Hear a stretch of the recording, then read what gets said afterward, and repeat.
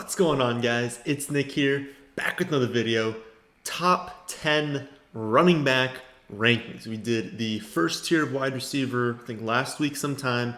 Time to do the first two tiers of running backs. Before we start though, stat of the day. So yesterday's stat was which running back faced the highest percentage of stacked boxes. The answer was Tevin Coleman. A little bit surprising, but I guess it makes sense, right? They're such a big rushing offense. Teams figured, hey, probably running the ball when Coleman was back there. So he faced the highest amount, highest percentage, I guess.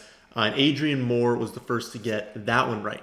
Today's stat, which running back had 3 rushing touchdowns inside the 5-yard line despite having negative 14 total rushing yards inside the 5. This stat doesn't actually mean anything, so don't look too much into this. It's just kind of funny that someone did have negative 14 rushing yards inside the 5. Kind of impressive. But again, it does not mean anything. Does not mean that they're like a bad goal line back or anything.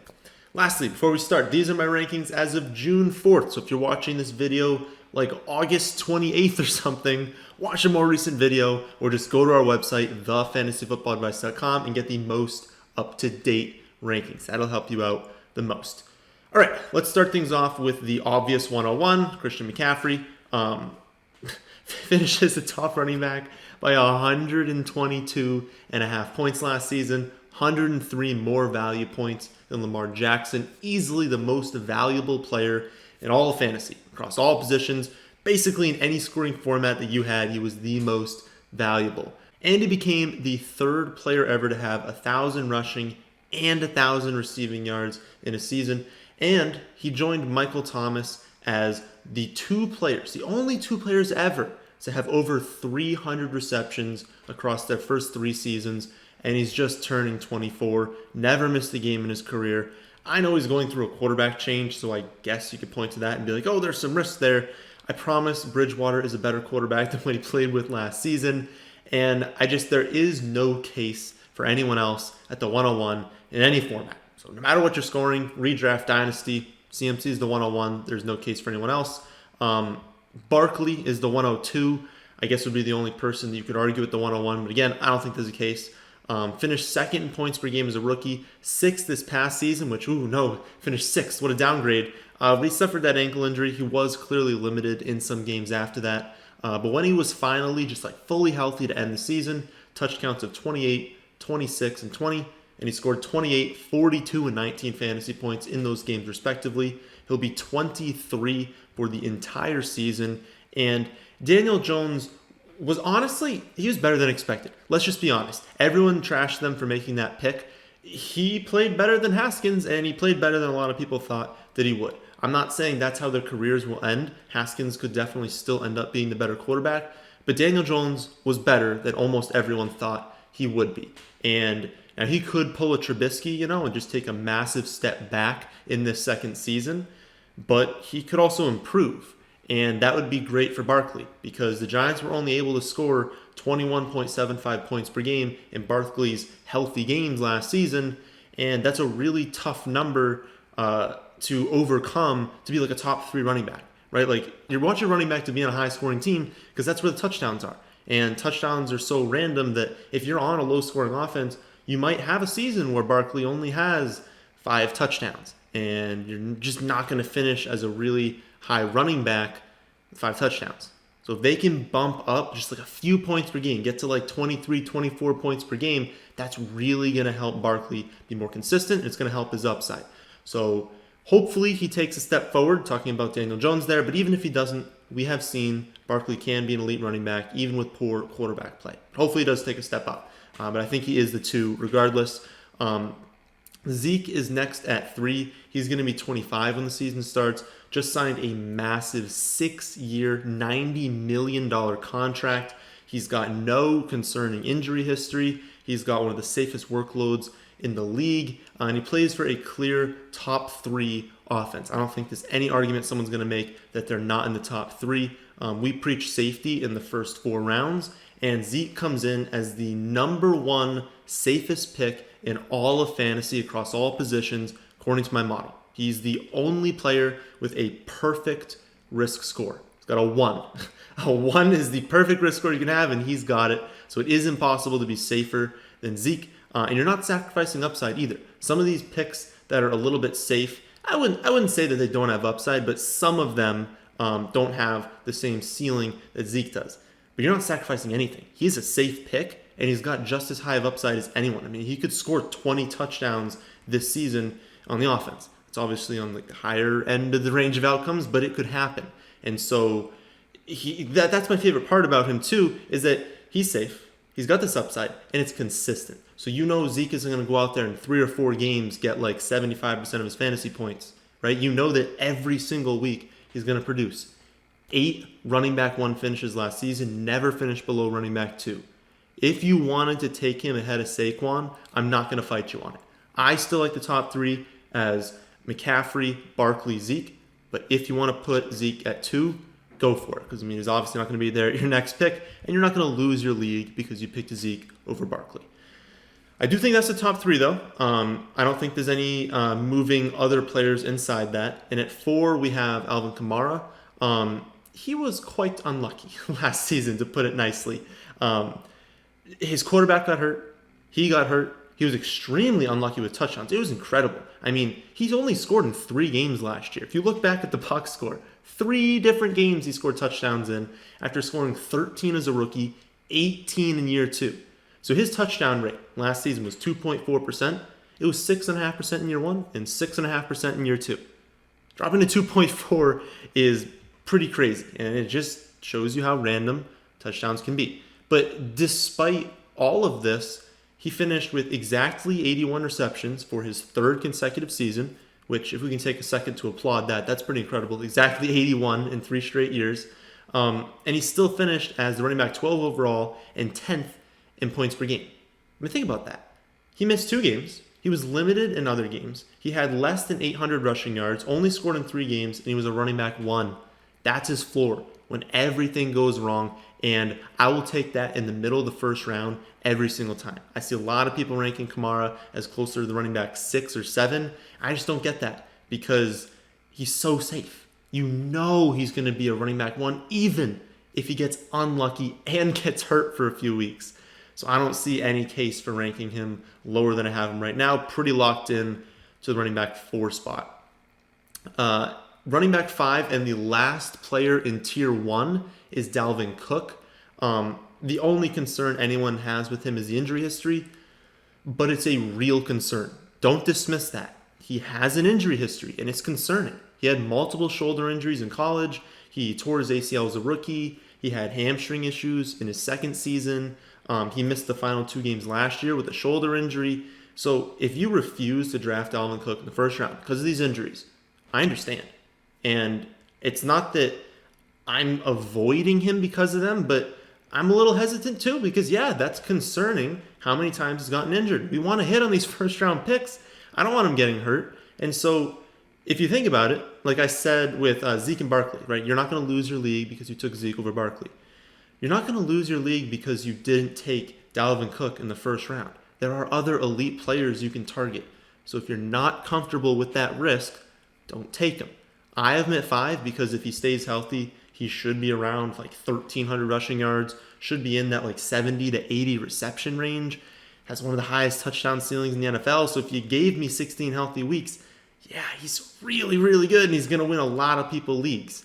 One thing I do want to point out is that he did have fewer than 50% of the Vikings' red zone carries last season. His share went up as they moved closer, so as they got inside the 10, inside the 5, it went up.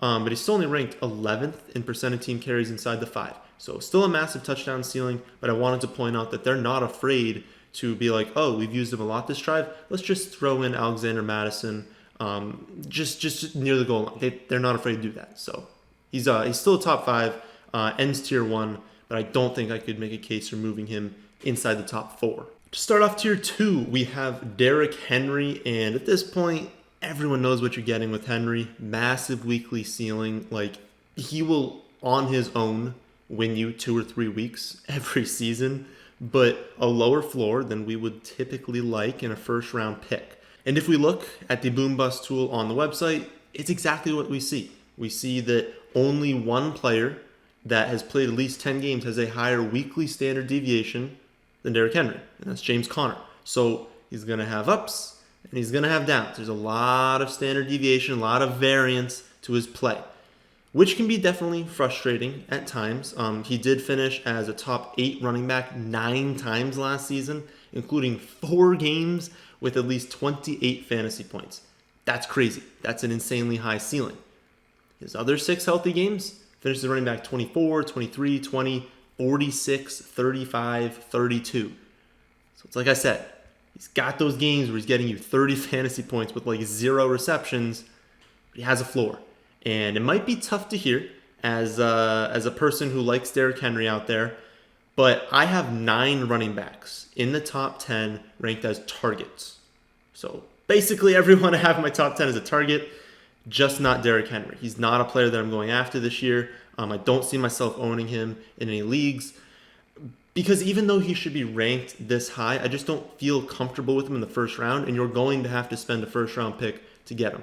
The offensive line did take a hit, losing Jack Conklin, and their offensive coordinator came out and said their offense would be better if more guys touched the ball. And that's after spending a third round pick on Darrynton Evans, who is really good in the receiving game. So they lose Dion Lewis. We're like, ooh, maybe he's going to get receptions now. No, it doesn't look like that's going to be the case. It looks like he's still going to be around 12 to 17 receptions, and that's tough because if he doesn't have that perfect game scripts he had last season, he might have a few more of those games that are in that like running back 30 range. I just don't want that in the first round. Great player, great upside. I'm cool if you guys take him, but I will not be spending a first round pick on him. At 7, we have Joe Mixon, and I really want to rank Mixon ahead of Henry because of that receiving upside, but I don't think I can justify ranking him that high. So I'm keeping it at 7 right now. The biggest risk is the holdout, right? He wants a long-term deal. They haven't given him one yet. He said that he's willing to hold out if they don't. If he does sign, then he's an elite late first-round pick, someone that you can honestly get in the second round many times. Averaged 17 fantasy points per game over the second half of last season, even on the 3rd lowest scoring offense in football. This offseason, they draft Joe Burrow, they draft T. Higgins. They should get A.J. Green back to start the year fully healthy. So this offense is going to be solid. And Joe Mixon is an elite running back with exceptional pass catching abilities. So with absolutely no competition for touches behind him, just turning 24, there's no reason not to love Mixon. So if you're scared about a holdout, I get it. Maybe you just don't go there because there are other elite players. But as soon as he signs that contract, or as soon as we get word that he's not going to hold out, dude is such a good pick. So don't be scared of the offense because they're going to be better this season. At 8, we have Josh Jacobs, and he had an incredibly good rookie season. I think a lot of people are overlooking how good it was. 1,300 total yards, 7 touchdowns, even missing 3 games with a shoulder injury, and playing over 58% of the snaps only 4 times. I mean, that's crazy. He did so well on limited snaps. And this is on an offense that had 19.6 points per game. So just an insanely impressive rookie season. Bodes well for his upside this year since, we expect the offense to improve a little bit. And one thing with Jacobs is that receiving work. He only had 20 receptions, which, if he played those extra few games, maybe bumps up to 25, but they're only giving him 2 to 3 targets each week. And the problem is, even though he's capable of being a featured back, it looks like they're just refusing to use him in that way. They now not only have Jalen Richard, but they also picked up Devontae Booker, they drafted Lynn Bowden, and it just seems like we're going to have another season that he has a limited third down role. And that's very frustrating, and it hurts his upside. So I do think he deserves to be ranked this high, but understand that if they don't throw him the football, there are going to be weeks that are a lot worse than you really want in like an early second round pick. I still love him because if they do throw him the ball, he's got so much upside. He could easily finish in the top 3. But listen, if they don't throw him the football, it's going to hurt. At 9, we've got Miles Sanders, and really just a tale of 2 seasons with Sanders. Weeks 1 through 9 averaged 38% of the snaps while going over 50% just once. Then, from weeks 10 through 16, he averaged 78% of the snaps, going below 71% just once. And during those 6 weeks, in the featured role, he had 3 top 7 running back finishes, averaging nearly 18 points per game over that stretch, even as the backup for the first 9 weeks and leaving week 17 due to injury. He finished his rookie season as the running back 15 with over 1,300 yards and 6 touchdowns. During the offseason, Sproles retired. They let Howard and Clement walk in free agency. They spent none of their first 10 draft picks, or I guess all of their 10 draft picks, on a running back. There are rumors they're going to add a veteran running back in free agency, but this is Sanders' backfield.